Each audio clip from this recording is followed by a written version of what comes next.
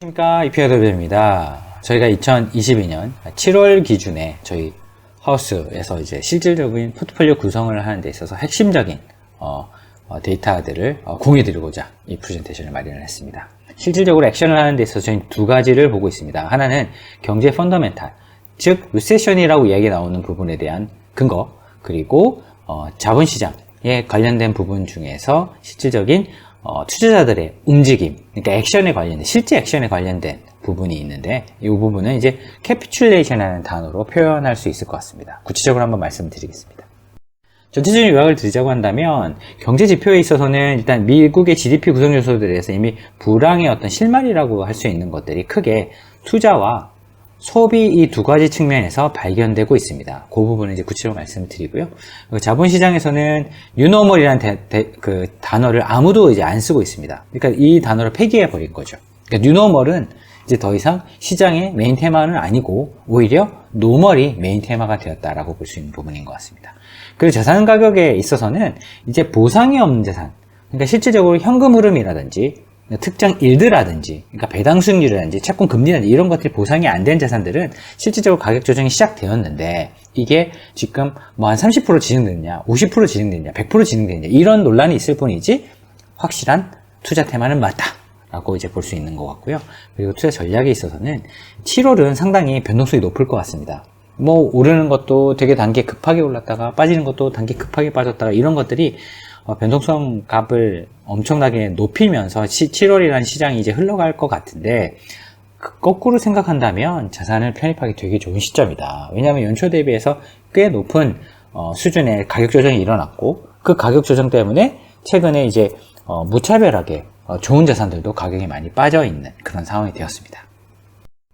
그러면 제가 처음에 말씀드렸던 것처럼 자본시장의 가장 긍정적인 시그널은 캐피출레이션, 저희가 항복이라고 부르고 있는 건데, 빨간 색깔로 표시되어 있는 이제 채권은요, 연초부터 이미 보시면 항복이 일어났습니다. 이제 매도가 많이 일어났는데, 이렇게 약간 파란 색깔로 표시되어 있는 주식 같은 경우는 매도가 일어나지 않고 있다가요, 7월달 들어서 결국은 매도가 일어났습니다.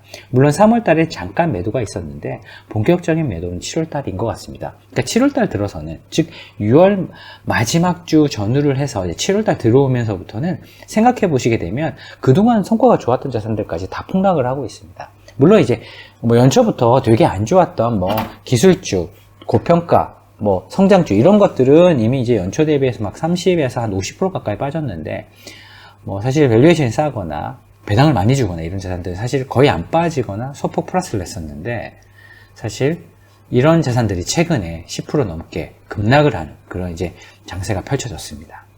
따라서 좋건 나쁘건 이제 항복이 일어나면서 매도가 일어났다.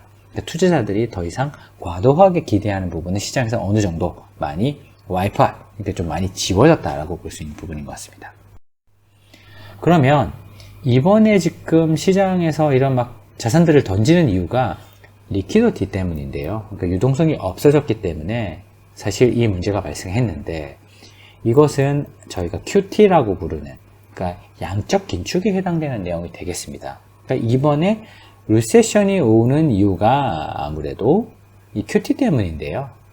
이제 금리를 올리거나, 사실 이제 시장에서 이제 현금을 이제 걷어들이는 미 연준 자체가, 중앙은행이 그런 것 때문에 리퀴디티가 없어져 갖고 시장이 지금 망가졌다라고 얘기를 할 수 있는데, 이 장기 한 20년 평균 기준으로 보게 되면 이제 현재 현금 비중은 글로벌 투자자들이 그 정도의 장기 평균의 현금 수준을 이제 확보를 한 상황인 것 같습니다. 그러니까 유동성을 확보를 했다.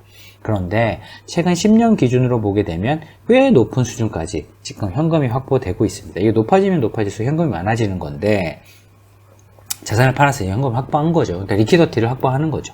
그런데 보면 이제 코로나 때거든요. 이때가 코로나 때가 한 13에서 14% 정도 확보를 했는데, 지금 보시게 되면 12에서 13% 사이거든요. 그러니까 1에서 2% 정도 현금을 더 확보하게 되면 코로나 때랑 똑같다. 코로나 때처럼 유동성을 충분히 확보한 시기가 됐다. 그러니까 이런 리세션에 해당되는 QT, 이런 QT의 움직임 때문에 유동성이 없어서 시장이 망가지는 이런 형태의 악순환이 이제 조금만 더 현금을 확보하게 되면 코로나 수준까지 현금을 확보할 수 있게 된다. 더 이상 리세션의 불안으로부터 조금 더 저희가 좀 편해질 수 있는 그런 구간에 근접하고 있다라고 보시면 좋을 것 같습니다.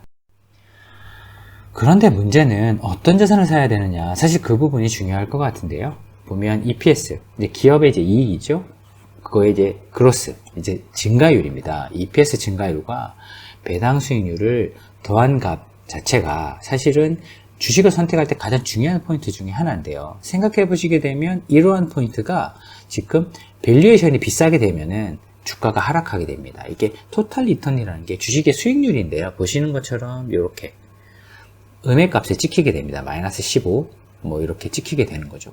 그 이유는 밸류에이션에 따른, 그러니까 주식이 비싸다고 느낄 수 있는 고평가가 되게 되면 기업의 이익의 성장, 배당을 많이 준다 하더라도 소용이 없다는 얘기거든요. 그만큼 밸류에이션이 정말로 중요하다. 근데 밸류에이션이라는 거는 뭐 주식에 있어서 P값, PBR 이런 값도 되겠지만 상대적인 가격에 사실은 분포라고 봐주시는 게 훨씬 더 합리적일 것 같습니다. 그런데 대표적으로 저희가 PE를 많이 보니까 이제 PE를 예를 든다고 한다면 보시면 이제 PE 값이 싼 거는 크게 이제 워킹하지 않고요. 배당이 좀 높은 것들이 분명히 조금 도움이 될 수도 있는데 그 역시도 크게 이제 워킹하지 않고요. 근데 보시는 것처럼 이익 추정치가 증가한다 보면 그런 부분은 확실하게 그래도 주가의 수익률로 환원되고는 있습니다. 즉 향후에는 기업의 이익 추정치가 증가하는 것이 일단 제일 중요한 포인트 같고요. 그 다음에 배당인 것 같고, 근데 이 주식의 밸류에이션까지 비싸다 그러면은 아무 소용이 없다 라고 생각하시는 게 훨씬 더 합리적인 것 같습니다. 따라서 지금 뭐 향후에 뭐 장기적인 투자에 있어서 성장이 되게 제일 중요하다라고 이제 부르짖는 전문가라고 할 수 있나요? 이런 분들이 많은데도 불구하고 최근에 나스닥이라든지 고성장주로 이제 분류되던 주식들이 너무나 처참하게 이제 가격이 많이 빠지게 됐는데 그 이유는 방금 보여드린 이러한 이유 때문입니다. 따라서 향후에는 제일 중요한 것은 아무래도 밸류에이션이 비싼 것은 무조건 안 된다. 근데 밸류에이션이 어느 정도 적정한데 배당을 많이 주면 좋겠는데 그보다 더 좋은 것은 이익이 증가하는 것이 중요하다. 이런 부분에 포커스를 맞춰서 투자하시게 된다고 한다면 최근에 과매도가 나온 주식들 중에서 자산들 중에서 만약에 7월 달에 선정을 하시게 된다고 한다면 꽤 좋은 성과를 낼 수 있는 하반기에 그런 기회가 분명히 올 것으로 보여지고 있습니다. 그리고 제가 이제 처음에 말씀드렸던 게 캐피슐레이션, 항복이었는데요. 이제 사실은 이제 일반 투자자들의 어떤 항복이 많이 나타났다라고 이제 말씀을 드린 부분이 있었는데 여기서는 이제 프로페셔널들, 그러니까 애널리스트죠, 애널리스트들이 드디어 항복이 일어났습니다. 그러니까 이익 추정치를 높이는 친구와 이익 추정치를 낮추는 친구가 있어서 낮추는 친구가 훨씬 더 많아졌다. 즉, 이 애널리스트라고 하는 이 전문가 역시도 이제 캐피슐레이션이 일어났다는 거죠. 그러니까 C의 공포에. 그러니까 사실은 이제 이제 진짜 안 좋아지는구나 라고 생각을 해서 되게 보수적으로 돌변해 버린 거죠. 그러니까 일반적인 투자도 사실은 이제 항복을 했고, 그리고 전문가들도 이제 안 좋구나 라고 모두가 항복을 하다 보니까 주식을 던지고 있는, 그러니까 요런 라인을 따라서 사실 주가가 폭락한 셈인데, 지금 생각해 보게 되면 일반 투자도 포기하고 전문가들도 포기했다. 그러면 시장에서 팔려고 하는 사람들은 꽤 많이 팔았다라는 이제 힌트가 여기서 나타나는데, 실질적인 성과를 보시면 이렇게 나타났습니다.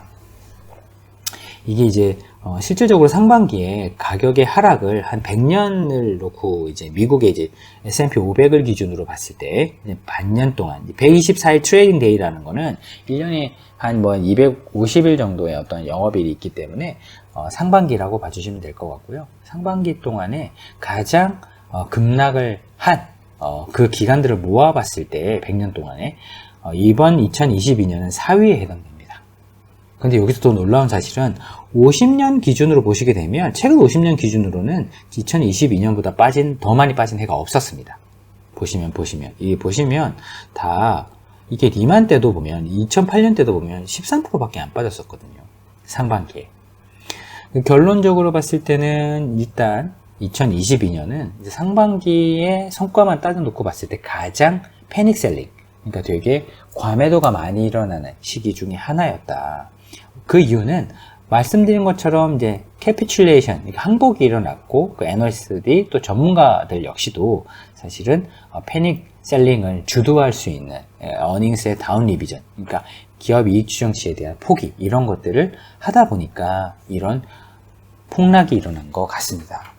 그러면 결론적으로 봤을 때는 사실은 일단 심리적인 이런 이제 디프레션이 세게 왔기 때문에 투자자들 입장에서는 진짜로 이제 리세션이 뭐 크게 오지 않는다라고 하게 되면 사실 이게 보게 되면 보시는 것처럼 반등이 세게 일어나거든요. 근데 연간으로 보게 되면 거의 이제 성과는 거의 마이너스 10% 정도로 마감하게 됩니다. 그런데 이 마이너스 10%로 마감한 이유들을 보게 되면 상반기에 실제적으로 많이 빠졌던 주식들이 연말까지도 크게 회복을 하지 못하는 그런 이제 트렌드를 보여왔고요. 그러다 보니까 저희 역시도 상반기에 꽤 괜찮았는데 그 중에서 만약에 이제 과매도의 영역으로 들어간 주식으로 치면 뭐 배당 수익률도 높고 그리고 밸류에이션도 낮고 그리고 실질적으로 이익의 추정치 자체가 되게 좋은 이런 친구들 사이에서 과매도가 일어났다고 한다면 보시면 하반기에 꽤 높은 성과를 기록을 했다. 따라서 7월은 되게 투자하기 좋은 시기다. 그런데 이런 것들을 구분해서 투자를 하셔야 된다. 그게 이제 저희가 꼭 드리고 싶은 말씀이고요. 그리고 저희가 만약에 이제 오늘 이제 말씀드렸던 이 내용 중에서 조금 변할 수 있는 부분이 사실 한 2가지 정도가 있는데 그 부분은 만약에 저희가 그런 실마리들이 확인된다고 한다면 또 업데이트해서 공유 드리도록 하겠습니다. 감사합니다.